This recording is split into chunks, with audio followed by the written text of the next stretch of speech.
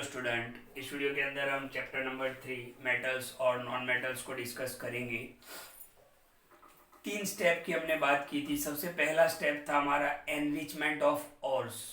Enrichment of ऑर्स के अंदर हमने देखा कि गैंग को यानी इम्प्योरिटीज को अलग करना, तो उसके लिए हमने अलग अलग मेथड देखे, जैसे हाइड्रोलिक वॉशिंग था, मैग्नेटिक सेपरेशन था, फ्रोथ फ्लोटेशन था, फिर लीचिंग था, सेंट्रीफ्यूगेशन था। तो ये स्टेप 1 में था। स्टेप 2 के अंदर हमने क्या देखा? एक्सट्रैक्शन ऑफ मेटल्स, यानी लो रिएक्टिव मेटल को किस तरीके से एक्सट्रैक्ट किया जाता है। फिर हमने देखा मीडियम रिएक्टिव मेटल को किस तरीके से एक्सट्रैक्ट किया जाता है। फिर हमने बीच में थर्मिट प्रोसेस भी देखा, और इसके आगे का वीडियो लास्ट हमने देखा कि हाईली रिएक्टिव मेटल को किस तरीके से एक्सट्रैक्ट किया जाता है। तो ये सब कुछ स्टेप 2 में था।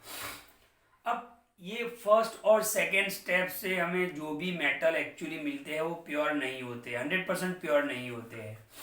तो अब हमें तो प्योर मेटल चाहिए, तो हमें स्टेप नंबर 3 पे जाना पड़ेगा। स्टेप नंबर 3 क्या था? Refining of metals. क्या था? रिफाइनिंग ऑफ मेटल्स, यानी प्यूरिफिकेशन ऑफ मेटल्स। इसको हम क्या बोल सकते हैं? Purification of metals. ओके, तो ध्यान से देखो, ये जो रिफाइनिंग ऑफ मेटल्स है वो कौन सी प्रोसेस से होगा? तो इलेक्ट्रोलाइटिक प्रोसेस से होगा। कौन सी प्रोसेस से होगा? इलेक्ट्रोलाइटिक प्रोसेस से होगा। ओके, जो हाईली रिएक्टिव मेटल्स होते हैं उनको उनको हाईली रिएक्टिव जो मेटल्स होते हैं उनका जो एक्सट्रैक्शन होता है वो इलेक्ट्रोलाइटिक प्रोसेस से होता है। और रिफाइनिंग भी कॉपर का, कोई भी मेटल का हमें प्योर मेटल अगर ऑब्टेन करना है तो हमें इलेक्ट्रोलाइटिक प्रोसेस का यूज करना पड़ेगा। ओके, अब आप बहुत सारे स्टूडेंट यहाँ पर कंफ्यूज्ड रहते हैं, सर इलेक्ट्रोलाइटिंग तो हाईली रिएक्टिव के लिए यूज होता है। तो यहाँ पर ये बात नहीं है, यहाँ पर बात है रिफाइनिंग की। हाँ, वो बात अलग है कि हाईली रिएक्टिव मेटल को इलेक्ट्रोलाइटिक प्रोसेस से एक्सट्रैक्ट करते हैं, लेकिन उसके बाद भी प्योर मेटल तो हमें नहीं मिलता है, थोड़ा सा उसमें इम्प्योरिटी होती है। उसको प्योर करने के लिए हमें रिफाइनिंग करना पड़ता है, और रिफाइनिंग कौन सी मेथड से किया जाता है? इलेक्ट्रोलाइटिक प्रोसेस से किया जाता है। तो इस दोनों को मिक्स मत करो आप कि हाईली रिएक्टिव भी इलेक्ट्रोलाइटिक प्रोसेस से होता है और रिफाइनिंग भी। तो ये प्रोसेस हाईली रिएक्टिव के लिए इलेक्ट्रोलाइटिक प्रोसेस तो है ही, लेकिन उससे हमें प्योर मेटल नहीं मिलता है। प्योर मेटल ऑब्टेन करने के लिए हमें इलेक्ट्रोलाइटिक प्रोसेस यूज करना पड़ता है। और इलेक्ट्रोलाइटिक प्रोसेस लो रिएक्टिव के लिए भी यूज कर सकते हैं, रिफाइनिंग के लिए।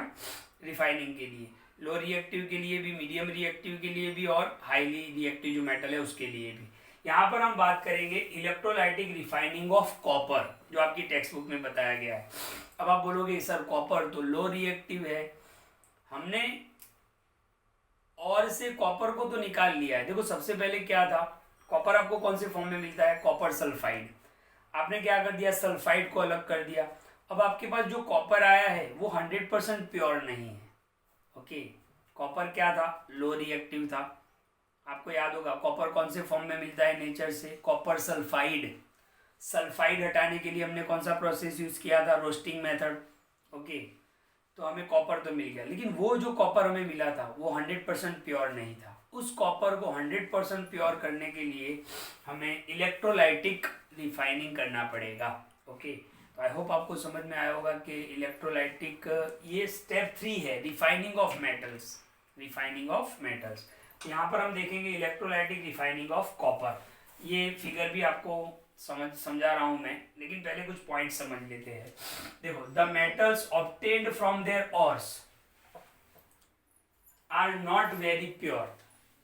और से हमने जो मेटल निकाले हैं वो प्योर नहीं होते, 100% प्योर नहीं होते।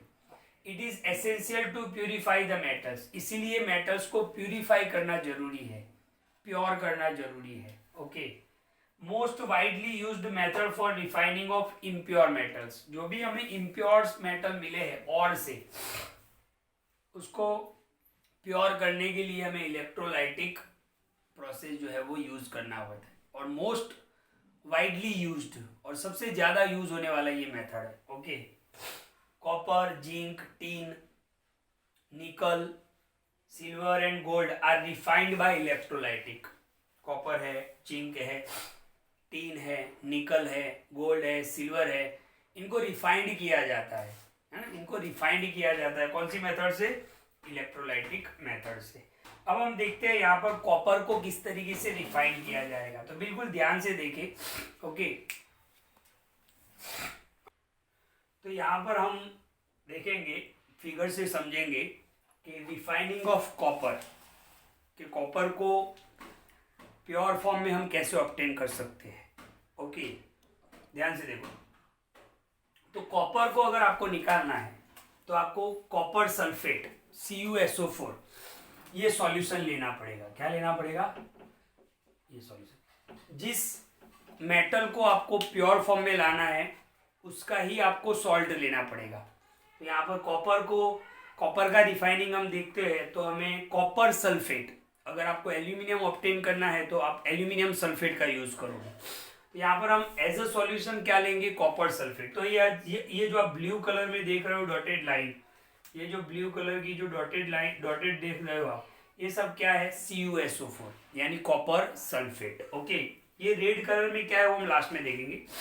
अब आप ध्यान से देखो, इलेक्ट्रोलाइटिक प्रोसेस, आगे का वीडियो आपने नहीं देखा तो एक बार जरूर देख ले, क्योंकि इलेक्ट्रोलाइटिक जो प्रोसेस है उसमें दो इलेक्ट्रोड लिए जाते हैं। एक होता है नेगेटिवली चार्ज जिसको हम क्या बोलते हैं? कैथोड, और एक होता है पॉजिटिवली चार्ज जिसको हम बोलते हैं एनोड। अच्छा, अब यहाँ पर ध्यान से देखो, ये जो हमने इलेक्ट्रोड लिए हुए हैं, एक थीन है, एक पतला सा है और एक ठीक है। अच्छा, ये जो पतला सा है वो कैथोड ही है, लेकिन ये प्योर कॉपर रोड है, प्योर कॉपर रोड, इसके ऊपर प्योर कॉपर लगा दिया गया है कैथोड पे। और ये जो देख रहे हो आप, दैट इज एनोड। एनोड पे क्या लगाया है हमने? Impure copper road. कौन सा इम्प्योर? जो आपने एक्सट्रैक्शन किया है और से आपने मेटल को निकाला है, तो हमने लिखा ना नॉट वेरी प्योर, वो कॉपर प्योर नहीं था, तो वो यहाँ पे आपने लगाना है, और यहाँ पे आपको क्या लगाना है? Pure copper road. अब क्या होगा? ये नेगेटिव है, ये पॉजिटिव है। बैटरी आपने क्यों लगाया? क्योंकि आपको इलेक्ट्रिक करंट पास करवाना है। तो जैसे ही आप बैटरी को स्टार्ट करोगे, स्विच ऑन करोगे, इलेक्ट्रिक करंट पास होगा। अब इलेक्ट्रिक करंट पास होगा तो क्या होगा? यहां से ये जो इम्प्योर कॉपर रोड है, इम्प्योर कॉपर रोड है, वहां से कॉपर निकलना शुरू होगा, वहां से कॉपर निकलना स्टार्ट हो जाएगा, और कॉपर निकल के कहां पे आ जाएगा? इस सॉल्यूशन के अंदर आ जाएगा। कहां पे आ जाएगा? कॉपर सल्फेट के अंदर। जैसे ही आप इलेक्ट्रिक करंट पास करवाओगे, इम्प्योर कॉपर रोड से, जो इम्प्योर कॉपर रोड है वहां से कॉपर निकलना स्टार्ट हो जाएगा, और वो कॉपर कहां पे आ जाएगा? CuSO4 सॉल्यूशन के अंदर आ जाएगा, इलेक्ट्रोलाइट के अंदर आ जाएगा। इसको इलेक्ट्रोलाइट भी बोलते हैं, ये जो सॉल्यूशन होता है ना उसको इलेक्ट्रोलाइट बोलते हैं। तो यहां से कॉपर निकलना स्टार्ट हो जाएगा, और वो कॉपर कहां पे आ जाएगा? सॉल्यूशन के अंदर आ जाएगा। जितनी अमाउंट के अंदर कॉपर निकलेगा, ओके, जितनी अमाउंट के अंदर, अच्छा आपको पता होना चाहिए कि कॉपर का क्या होता है? वैलेंस कितना होता है कॉपर का? Cu2+ ये होता है, यानी वो दो इलेक्ट्रॉन को क्या करेगा? लूज करेगा, दो इलेक्ट्रॉन को क्या करेगा? लूज करेगा। तो यहां से वो कॉपर सॉल्यूशन के अंदर आएगा और इस कॉपर सल्फेट के साथ मिक्स हो जाएगा। फिर जितनी अमाउंट के अंदर कॉपर यहां से निकला था उतनी ही अमाउंट के अंदर देखो Cu2+ पॉजिटिव, कॉपर क्या है? मेटल है। मेटल क्या करते हैं? इलेक्ट्रॉन डोनेट करते हैं। इलेक्ट्रॉन डोनेट करके वो क्या हो जाते हैं? पॉजिटिव। तो जैसे ही अंदर सॉल्यूशन के अंदर आएंगे पॉजिटिव कॉपर, वो नेगेटिव की तरफ अट्रैक्ट होंगे, यानी वो सारे कहाँ पे जमा होंगे? कैथोड पे जमा होंगे। तो धीरे धीरे क्या होगा? ये जो प्लेट पतली सी थी, थीन थी, वो धीरे धीरे क्या हो जाएगी? थिक हो जाएगी। और ये जो प्लेट है जो पहले आपने थिक ली थी वो क्या हो जाएगी? पतली हो जाएगी। यानी यहां से कॉपर निकल के यहाँ पे डिपॉजिट होना शुरू हो जाएगा, और यहाँ पर जितना भी इम्प्योर कॉपर रोड के अंदर कॉपर था वो सारा यहाँ पर निकल जाएगा। अच्छा, यहाँ से इम्प्योरिटीज भी निकलेगी। ओके, वो इम्प्योरिटीज क्या होती है? इनसॉल्युबल होती है, और वो बॉटम में जमा होती है। ये जो आप रेड कलर का देख रहे हो ना, वो क्या है? इम्प्योरिटीज है, जिसको हम क्या बोलते हैं? Anode mud. मड यानी पता है आपको? मड क्या होता है? कादव कीचड़ हम उसको बोलते हैं। ओके, तो वो सारा ही यहाँ पे जमा हो जाएगा। इनसॉल्युबल इम्प्योरिटीज जो सॉल्युबल नहीं होती है और बॉटम पे सेटल डाउन हो जाती है, नीचे जमा हो जाती है, उसको हम क्या बोलते हैं? Anode mud. क्या बोलते हैं? Anode mud. तो आपने क्या देखा कि जैसे ही इलेक्ट्रिक करंट पास करवाया एनोड से, एनोड पे क्या था? इम्प्योर कॉपर रोड लगाया था, तो वहां से कॉपर निकल के कॉपर सल्फेट के सॉल्यूशन में आया और फिर वहां से कैथोड पर अट्रैक्ट हो गया, क्योंकि कॉपर में क्या होता है? Cu2 प्लस, वैलेंस इलेक्ट्रॉन कितने होते हैं? 2 प्लस, यानी कॉपर क्या करेगा? 2 इलेक्ट्रॉन को लूज करेगा और वो यहाँ पर जमा हो जाएंगे, यानी सारा कॉपर यहाँ पे जमा हो जाएगा और ये प्लेट थोड़ी देर के बाद ठीक हो जाएगी और ये बिल्कुल थीन हो जाएगी। और जो इम्प्योरिटीज है वो इनसॉल्युबल है, ओके, वो बॉटम पे क्या होगी? सेटल डाउन होगी, जिसको हम क्या बोलेंगे? एनोड मड बोलेंगे। ओके, तो इसके पॉइंट्स भी हम देख लेते हैं, ध्यान से देखो क्या हुआ। ओके, तो when electric current pass through it, जब हमने इलेक्ट्रिक करंट को पास करवाया, impure copper dissolve into electrolyte. Impure जो कॉपर था वो यहाँ पर डिसॉल्व हो गया, अंदर कॉपर सल्फेट के साथ मिक्स हो गया, और जितनी अमाउंट में an equal amount of pure metal from solution deposited at cathode, और जितनी अमाउंट में यहाँ से निकला था उतनी ही अमाउंट में यहाँ पर डिपोजिट हो गया। ओके, और जो इम्प्योरिटीज थी इनसॉल्युबल वो नीचे सेटल डाउन हो गई, जिसको हम क्या बोलेंगे? एनोड मड बोलेंगे। अच्छा, इसके इक्वेशन भी कुछ इस तरीके से होते हैं, देखो। एनोड, एनोड से क्या निकला था? देखो, कॉपर ने 2 इलेक्ट्रॉन लूज किए थे तो 2 इलेक्ट्रॉन लिख दिया हमने। कैथोड पे क्या हुआ? 2 Cu2 प्लस जमा हो गया यहाँ पे, प्लस 2 इलेक्ट्रॉन, तो आपको क्या मिल गया? Pure copper. कहाँ पे मिलेगा आपको? प्योर कॉपर आपको कहाँ पे मिल जाएगा? कैथोड पे मिल जाएगा। तो ये पूरा प्रोसेस किसके लिए है? Electrolytic refining of copper. Copper को किस तरीके से प्योर फॉर्म में हम ऑब्टेन कर सकते हैं, तो ये स्टेप 3 है। स्टेप 3 में ये क्लास क्वेश्चन है ये। ओके, तो बिल्कुल वीडियो को ध्यान से देखना पड़ेगा, आपको वर्ड्स को समझना पड़ेगा। ओके, बहुत ही आसान है।